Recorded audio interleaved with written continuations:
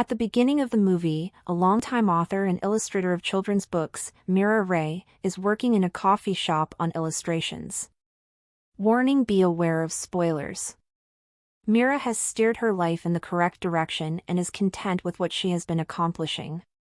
Mira and John Wright have been together for a while and are currently dating.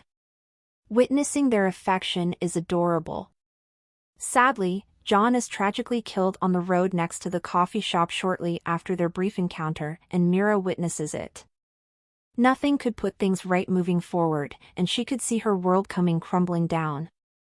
After 2 years, Mira is an established author of a children's book with illustrations, and she has won numerous awards for the work. She briefly resides with her parents before relocating with her sister Susie to New York City.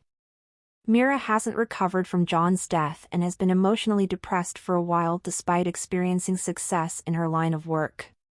A person becomes that way after losing a long-term companion, and Mira is attempting to cope with her sadness. It takes a lot of time for her to adjust to John's death, but as time passes, she is gradually doing so. Even though they are aware that their departed lover isn't around to react, Mira's acquaintance from a nearby pub gives her the notion to speak to their deceased partner. She would feel lighter in her heart simply by letting their thoughts be known. Mira takes this seriously because she knows that she has been wanting to talk to John for the previous 2 years. Rob doesn't consider himself to be pessimistic, but the breakup of his engagement a week before the wedding put him in a poor place, and he has never had the confidence to be in a relationship since. Rob is working very hard to keep his separation from affecting him, but his anguish is genuine.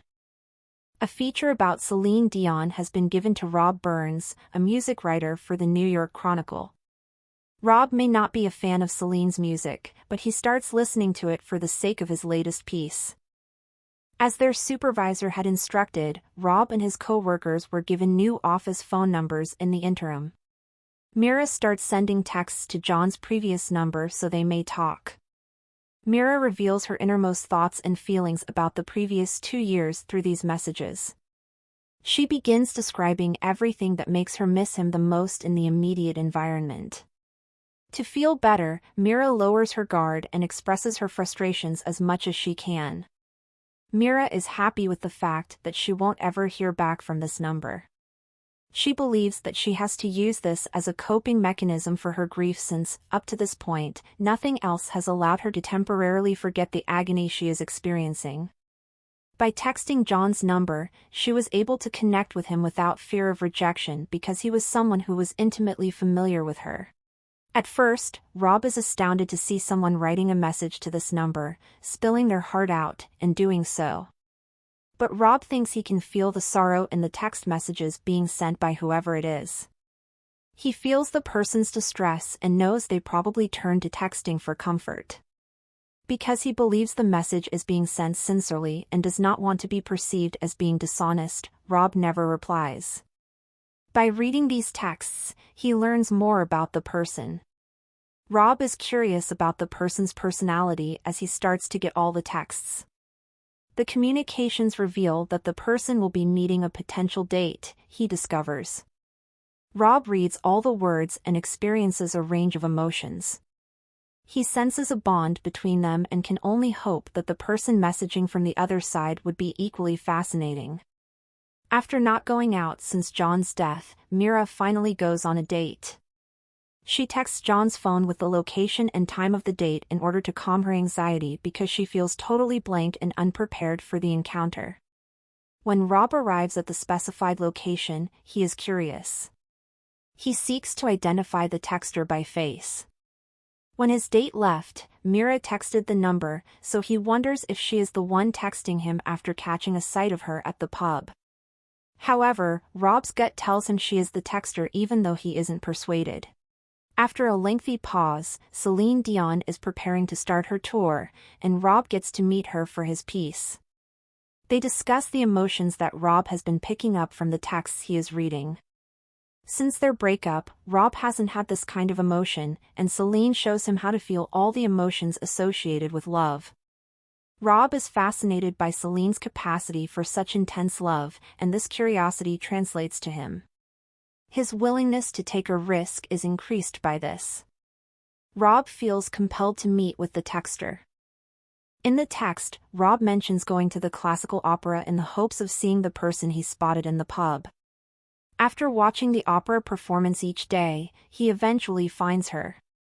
Rob and Mira connect deeply and are immediately drawn to one another. She's been sending Rob texts, but he won't tell her because he knows she'll be furious. At this early stage of their shared attraction, he wants to avoid any dispute. The couple starts dating after exchanging phone numbers. Mira and Rob are both enthusiastic.